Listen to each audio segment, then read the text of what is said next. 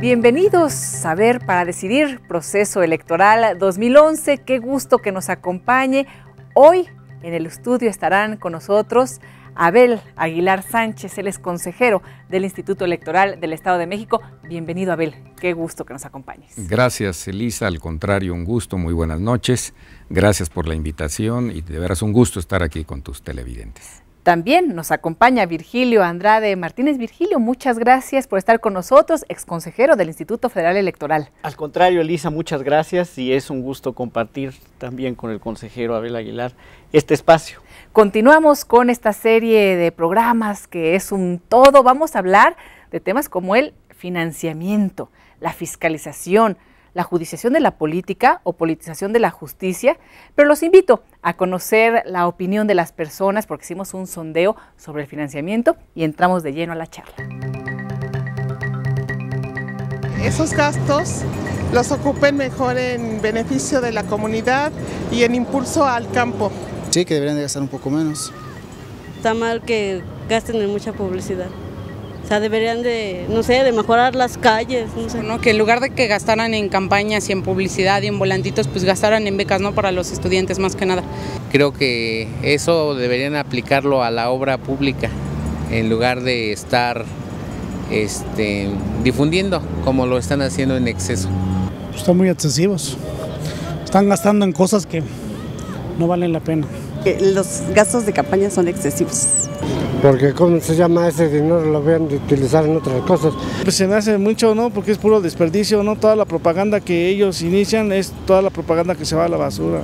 Entonces realmente eso lo deberían de ocupar para otras cosas, por decir los estudiantes de la universidad, de lo que les hace falta y todo eso, o de los que están desempleados. Que gastan mucho en campañas y no ayudan al pueblo. Y si no, nos hacen equivocados a nosotros, porque los de la tercera edad a veces no nos dan ni para una despensa digna.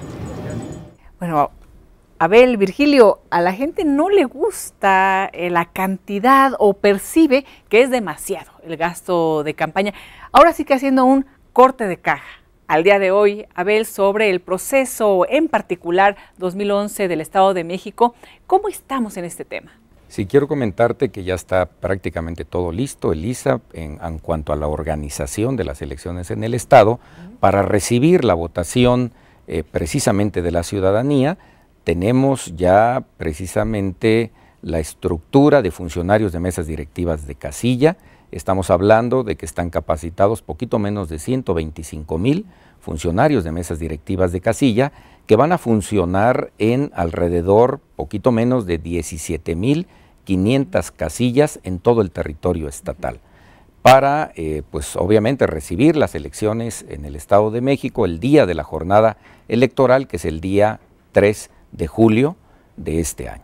Y sobre este tema particular de gastos de campaña, al parecer hubo una decisión, una votación importante el viernes pasado sobre este tema. Sí, efectivamente, quiero decirte que, bueno, así como ya está listo toda la estructura para la organización de las elecciones, los competidores también, los partidos políticos, las coaliciones, están precisamente en campaña electoral. Esta campaña dura 45 días, de aquí al 29 de julio, y precisamente el Consejo General del Instituto el pasado viernes aprobó el Consejo General que se hiciera una revisión precautoria a los gastos de campaña, precisamente para ver cómo van los partidos políticos y que se respete este tope. Este tope para el Estado de México es también de poquito menos de 204 millones de pesos. Entonces, el Consejo General autorizó esta revisión precautoria para todos para el PAN y para las dos coaliciones que se encuentran integradas. El órgano técnico de fiscalización es precisamente la unidad especializada que va a hacer esta revisión precautoria para ver cómo van los partidos políticos y se va a revisar todo el periodo de las campañas. Bueno, una decisión importante, Virgilio, pero ¿qué decir a la gente que percibe que es mucho lo que se gasta, lo que se le da a los partidos políticos, a los candidatos? En particular, por ejemplo, comentaba Abel 204 millones de pesos y dirá la gente, bueno, mejor que se ocupe ese dinero para otras cosas. Sí, en principio es lógico que la sociedad y la gente perciba que se dedica mucho dinero a las campañas. porque en efecto sí se dedican mucho. cantidades importantes, depende cómo se mida. Por ejemplo, si se mide con el presupuesto general del Estado, se dedica 0.1%, o sea, 1/10 de un centavo a los partidos políticos. Pero lógicamente, cuando vienen las manifestaciones y la búsqueda del voto, pero sobre todo darse a conocer por parte de los candidatos, se percibe que el gasto pudiese ser mayor y siempre viene el cuestionamiento. Por eso es muy importante que haya regímenes de transparencia para que la gente se vaya enterando de cómo van utilizando ese dinero los candidatos. Porque la otra cuestión es, ¿y si ese dinero no lo usan del Estado los partidos políticos? ¿De dónde vendría el dinero? Y entonces entramos a otros cuestionamientos. Si lo público o también financiamiento privado, y son temas que, bueno, hay que exponer, hay que debatir, y Abel, fuera del aire comentabas hace un momento que incluso cuando ofreces cátedra a los estudiantes, sí es un tema muy sensible para todos ellos. Sí, sin lugar a dudas, Elisa, los universitarios, precisamente en las diferentes pláticas que hemos dado, explicando el proceso electoral, pues se advierte este interés, ¿verdad? Quieren saber cómo está el tema del financiamiento a los partidos políticos, pero bien lo decía el maestro Virgilio, que esta es una discusión ya desde hace mucho tiempo, precisamente cuando surgió el IFE, cuando surgieron los institutos electorales, ahí decidieron los actores políticos que era importante dotar a los partidos políticos, recordemos, son entidades de interés pública y que era muy importante dotarlos de recursos públicos. Y yo creo que es necesario que sepa la ciudadanía que esto está regulado por la ley. No se les otorga a los partidos políticos cantidades que no están reguladas. Las leyes establecen estas cantidades. El tope de gastos de campaña, por ejemplo, el Código Electoral del Estado de México lo establece, es el 34% del salario mínimo vigente en la capital por el número de ciudadanos inscritos en el padrón electoral. Y después, para repartirlo a los partidos políticos, también hay fórmulas, Elisa. Vamos a hacer una pausa. Al regresar vemos y hablamos de estas fórmulas de la regulación, de la fiscalización. Muy bien. Volvemos.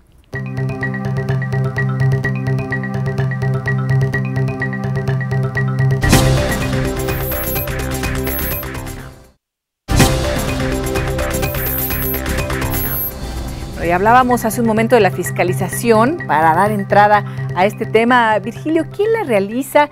¿Qué consecuencias puede haber si existe alguna falta por parte de partidos políticos? ¿Cómo es la estructura a nivel federal y a nivel estatal? Mira, tanto a nivel nacional como a nivel estatal, la fiscalización por lo general la hacen unidades técnicas que están dentro de los institutos electorales, pero que tienen un grado de especialidad importante. ¿Qué es lo que revisan?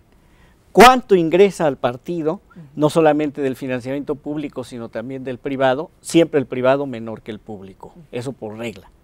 ¿Y cuánto gastan? ¿Cómo se fiscaliza? Todo tiene que estar documentado y, más importante, casi todo tiene que ser a través de operación bancaria. Esto es relevante porque permite un mejor control. Desde luego están los debates de cómo regular el dinero en efectivo que circula cotidianamente, pero la verdad es que los grandes gastos y los importantes tienen que ser fiscalizados a través de operaciones bancarias que revisa la unidad de fiscalización. Y una vez que lo hace, pasan algunas semanas y la propia unidad de fiscalización remite un reporte al consejo o a los consejos electorales, quienes determinan qué violaciones hay y sancionan en su caso. Un dato muy importante, a partir de la reforma de 2007 es posible romper el secreto bancario, el secreto fiduciario y el secreto fiscal, por si existe alguna duda, ya sea del origen de los recursos o también del destino de los gastos. Es, la verdad, un sistema razonablemente estable y sólido. Sabemos que hay reclamos, que hay cosas, pero en realidad es en términos generales fuerte el sistema, con un adicional más. Hay vinculación con el Estado para ver situaciones de potencial lavado de dinero, y esa cuestión también es muy relevante. Y son temas delicados que, como mencionabas, en este momento se considera importante la revisión precautoria, Abel, y se va a realizar precisamente con este grupo de gente especializada. Así es. Y tienen además quejas en el transcurso de este proceso 2011, cómo se han manejado, cuál es también el balance que realiza el propio Instituto Electoral del Estado de México en estos puntos. Bueno, quiero comentarte que precisamente cuando hay campaña electoral, los partidos políticos reciben un financiamiento específico para gastos de campaña, porque reciben diferentes tipos de financiamiento, pero tratándose de campañas electorales, reciben financiamiento para los gastos electorales, y ahí el órgano técnico de fiscalización, de hecho, realiza una revisión ordinaria, pero es una revisión que tarda algo de tiempo, porque los partidos políticos, después de que hacen los gastos de campaña, tienen 3 meses para rendir el informe. Yo creo que por eso es importante una revisión precautoria, como lo aprobó el Consejo General, para que precisamente se revise que no se excedan los topes de gastos de campaña. Y todas estas decisiones que toma el Consejo General del Instituto pueden ser impugnables. Precisamente los partidos políticos, si no están conformes con las decisiones que viene tomando el Consejo General, pueden interponer los recursos ante el Tribunal Electoral del Estado de México, y también la decisión que toma el Tribunal Electoral puede ser impugnable ante el Tribunal Electoral del Poder Judicial de la Federación.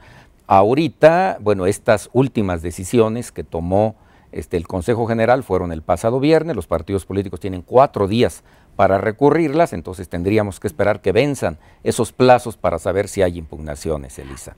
Mencionas al Tribunal Electoral, está el estatal, está el federal, y yo me pregunto, ¿están los institutos electorales, el IFE y el IEM, hechos para estas labores, o por qué no directamente enviar todo a los tribunales que compete precisamente al ámbito judicial?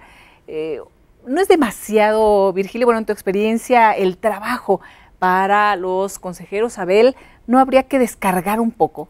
Existen 2 opiniones. A ver, una los opinión, que sí, los que no. Así de claro y así de simple como todo en la vida. Sí. Hay una opinión que en efecto dice que los conflictos o las irregularidades que se van dando a lo largo de una precampaña o campaña vayan tratándose en el Tribunal Electoral. Pero hay otra corriente que dice que en realidad los consejeros de los institutos electorales son los que traen el pulso de lo que está pasando, traen la medición de la circunstancia y por lo tanto tienen una mejor condición de árbitro que el órgano jurisdiccional o el órgano que lo va a ver solamente a través de las leyes y sin oír de viva voz a los partidos políticos. Entonces son las 2 corrientes. Yo me inclino por el hecho de que el Consejo sí revise primero, sí escuche, sí pondere el contexto y luego ya pase al tribunal. Muchísimo trabajo, eso sí, Virgilio. Bueno, ¿se duplicó, se triplicó? En 2009 se duplicó, y no solo eso,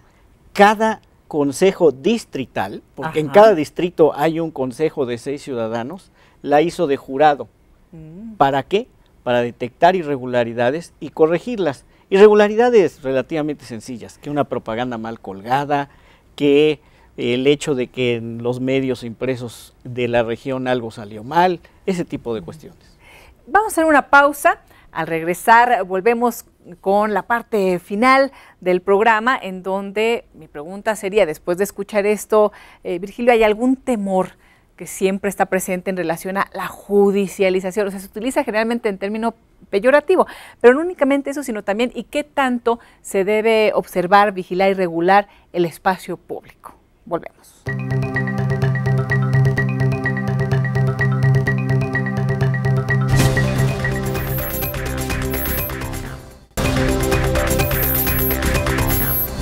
A ver, la gente tiene una percepción, o muchas de las personas con las que yo he platicado, del temor a la judicialización de la política o la politización de la justicia cuando interviene precisamente el IFE o el IEM en estos procesos, y también los tribunales electorales. Entonces dicen, no, ¿cómo se va a resolver? No por la vía del voto democrático, sino a través de tribunales. ¿Qué reflexión podemos hacer al respecto?